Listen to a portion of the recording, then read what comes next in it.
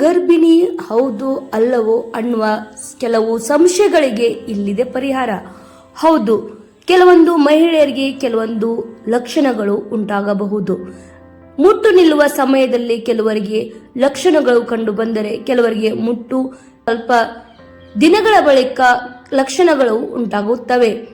ಮುಟ್ಟು ನಿಲ್ಲುವ ಸಮಯದಲ್ಲಿ ಆಗಾಗ ಕೆಳ ಹೊಟ್ಟೆ ಭಾಗದಲ್ಲಿ ಸ್ವಲ್ಪ ನೋವಿನ ಅನುಭವ ಉಂಟಾಗುವುದು. ಕೆಲವರಿಗೆ ಆಗಾಗ ಬೆನ್ನು ನೋವು, ಕೈಕಾಲುಗಳ ಸೆಳೆತ ಉಂಟಾಗುತ್ತದೆ.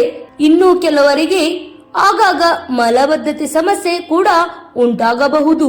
ಅತಿಯಾದ ದಾಹ ಹಾಗೂ ಮೂತ್ರ ವಿಸರ್ಜನೆ ಮಾಡುವಂತ ಸಾಧ್ಯತೆ ಹೆಚ್ಚಾಗಿರುತ್ತದೆ.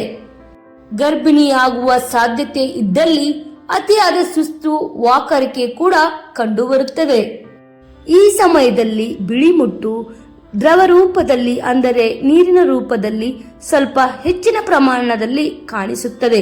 ಇದು ಕೂಡ ಒಂದು ಗರ್ಭಿಣಿ ಆಗುವ ಲಕ್ಷಣ ಹೌದು. ಮನಸ್ಸಿನಲ್ಲಿ ಗೊಂದಲ ಹಾಗೂ ಚಂಚಲತೆಯು ತುಂಬಾ ಉಂಟಾಗುತ್ತದೆ. ಆಹಾರ ಪದಾರ್ಥಗಳ ಮೇಲೆ ಆಸಕ್ತಿ ತೋರದೇ ಇರುವುದು, ಇನ್ನು ಕೆಲವರಿಗೆ ಆಸಕ್ತಿ ತೋರುವುದು ಹೆಚ್ಚಾಗಬಹುದು. ಸ್ತನಗಳ ಗಾತ್ರದಲ್ಲಿ ಬದಲಾವಣೆ ಹಾಗೂ ಸ್ವಲ್ಪ ನೋವು ಕಾಣಿಸುವುದು. ಮುಖ್ಯವಾಗಿ ನಮ್ಮ ಪೀರಿಯಡ್ಸ್ ದಿನಾಂಕ ಮಿಸ್ ಆಗುವ ಸಾಧ್ಯತೆ ಇರುತ್ತದೆ.